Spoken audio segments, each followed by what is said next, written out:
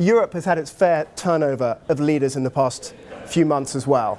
But this time on the political side, we have Matthew Karnitschnig in Berlin coming to us to explain what the implications of recent turmoil in Greece, the change of government in France, have for Angela Merkel. Matthew, we have Francois Hollande, the new President of France, going to Berlin to visit Ms. Merkel in the next few days. What are they going to talk about? Well, I think the main thing they're going to do is meet one another and try and come to some kind of general understanding about how they should develop this growth compact that Hollande has been talking so much about. But I don't think that we will see very much substance tomorrow when they meet. He's coming to Berlin after his inauguration in Paris. It'll be a fairly short meeting, and I think we're going to see a lot of smiles. It'll essentially be a photo opportunity, and the more serious work of how to work out the details of this compact will come later. But do you think we're going to end up, I mean, Angela Merkel has been very focused on austerity, about people getting their budgets in line in return for new aid. And that's obviously been the situation in Greece for a long time, and you've seen these very deep cuts and some pretty serious social turmoil in Greece on the back of it.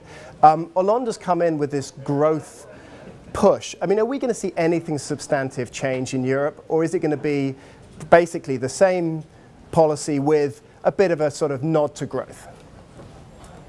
Well, I don't think you're going to see a lot of deficit spending here to fuel growth, which is something that Hollande might want. You're not going to see a lot of massive infrastructure projects and that sort of thing.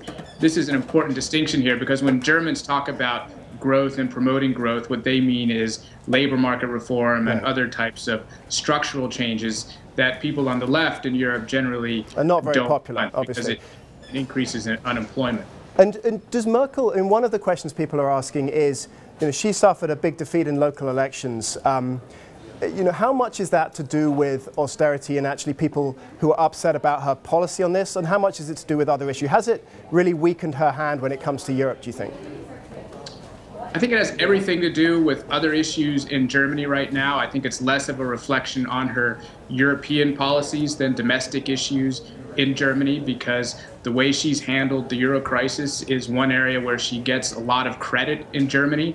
And in fact, her personal popularity ratings are very high right now, mainly because of the hard line she's taken on issues such as austerity in Greece and Spain. So who are the pirates and who have taken these, who have got a significant vote in these elections?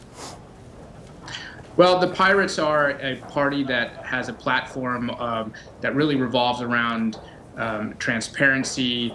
They take up a lot of copyright issues on the internet and that sort of thing. And I don't think they're taking a lot of voters away from Angela Merkel's conservatives. So they're more of a sideshow at the moment. Look, the big question that I have for you that I would like answered is, you know, the European economy is in trouble. You know, growth in the peripheral countries is weak, stroke negative. Deficits are a big problem, and the cost of funding is getting higher again.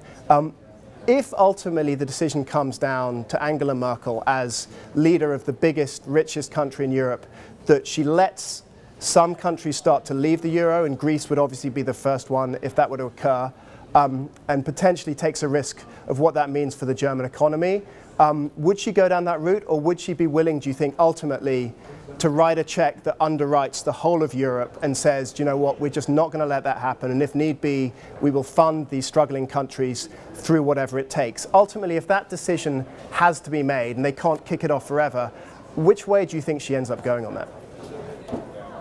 Well, I think it depends on a very basic question, which is, would Germany be worse off without the euro? Would Germany be worse off if the entire Eurozone were to collapse? And it may well be. And I think that they are thinking about that in Berlin and trying to come up with a plan for that eventuality, because you can't ignore it now. It's a real possibility. If Greece leaves, nobody knows really what would happen, what the knock-on effect would be in a place like Spain or Italy. But is that likely? Is Greece likely to leave? I think Greece's exit is somewhat inevitable at this point, and whether it happens 6 months from now or a year from now, it's really hard to see a way that they avoid that. Brilliant. Matthew, thank you very much.